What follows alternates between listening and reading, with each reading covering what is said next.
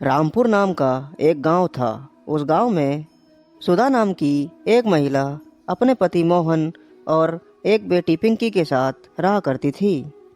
वह बहुत ही गरीब परिवार था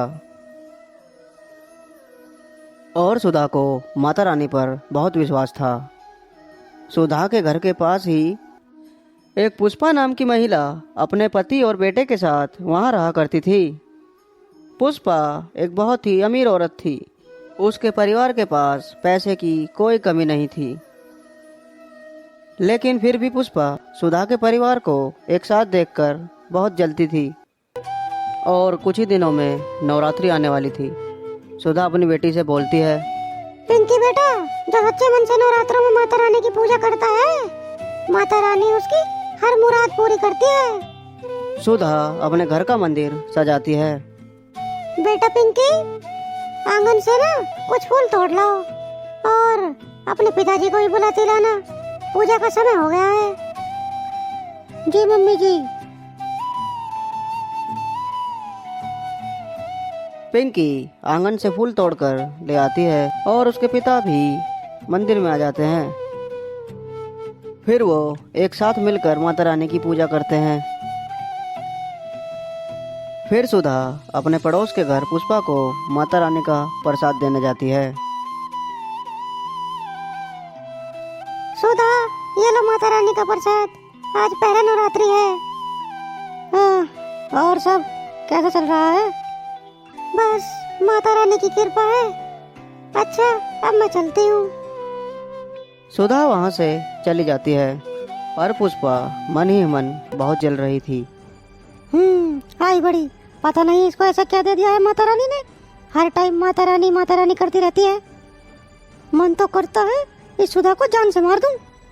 सुधा का परिवार बहुत गरीब था, लेकिन वो फिर भी बहुत खुश रहते थे।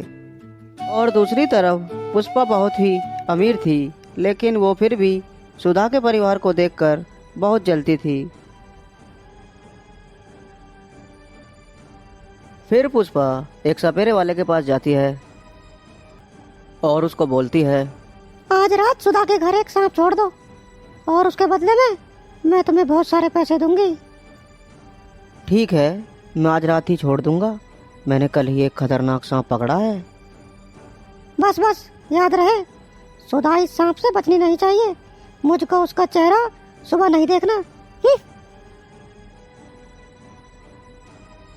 रात हो जाती है और सुधा और उसका परिवार माता रानी के मंदिर के पास नीचे सो रहे थे, जहां उन्होंने मंदिर सजाया था।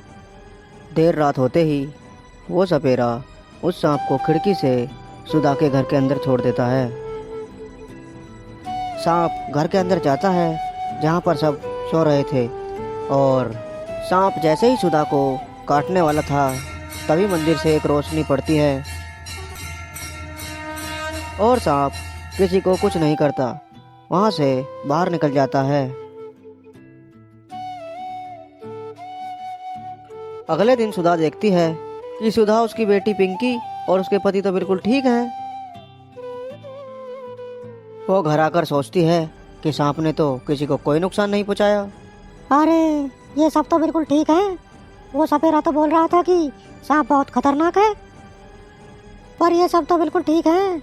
लेकिन कब तक बचेगी ये सुधा? मैं इसे इतनी आसानी से नहीं छोड़ूंगी।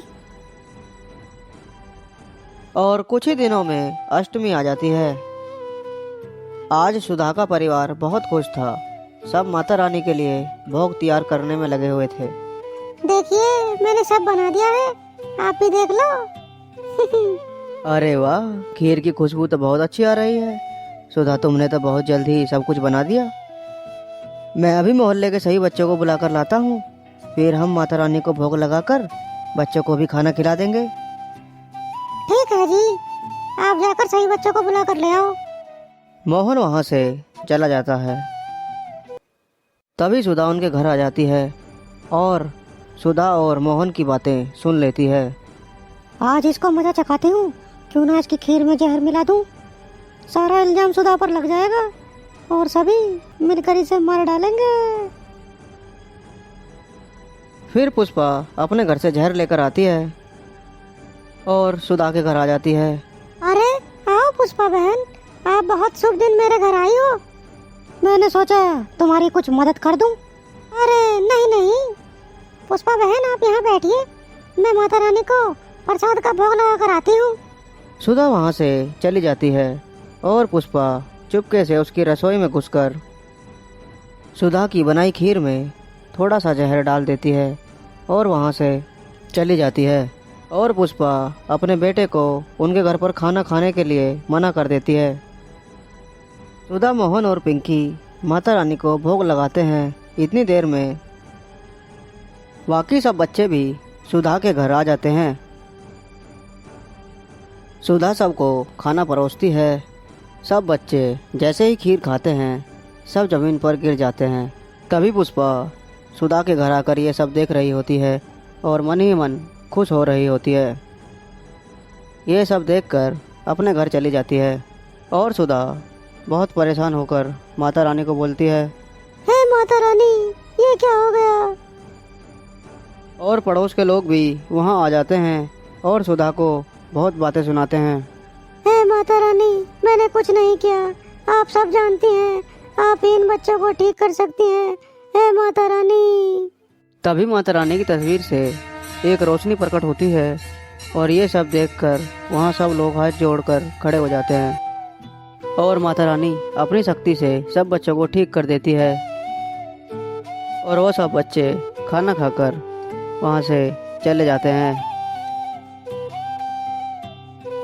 सुधा माता रानी के सामने माथा टेक ही रही होती है कि तभी पुष्पा भी रोते हुए वहाँ आती है और सुधा से रोते हुए कहती है, सुधा, मेरे बेटे को ठीक कर दो कृपया करके। माता रानी को बोलो मेरे बेटे को ठीक कर दे। लेकिन इसे हुआ क्या है? मैंने ही तुम्हारी खीर में जहर मिलाया था ताकि लोग तुम्हें यहाँ से निकाल दे। लेकिन तुम मुझसे इतनी नफरत क्यों करती हो? मैंने तुम्हारा क्या बिगाड़ा है? तुम्हारी खुशी से मुझे जलन होती है। तुम इतनी गरीब होकर भी फिर भी अपने परिवार के साथ खुशी से रहती हो, लेकिन मुझे ये सब नहीं पता था। मुझे माफ कर दो, कृपया करके मेरे बेटे को बचा लो सुधा। सुधा माता रानी के आगे हाथ जोड़ती है। हे माता रानी, पुष्पा के बेटे को भी ठीक कर दो, उसकी गलती की सजा उसके बेटे को मत दो। और कुछ ही देर में पुष्पा का बेटा भी ठीक हो जाता है और फिर सभी मिलकर माता रानी को धन्यवाद करते हैं। बोलो माता रानी की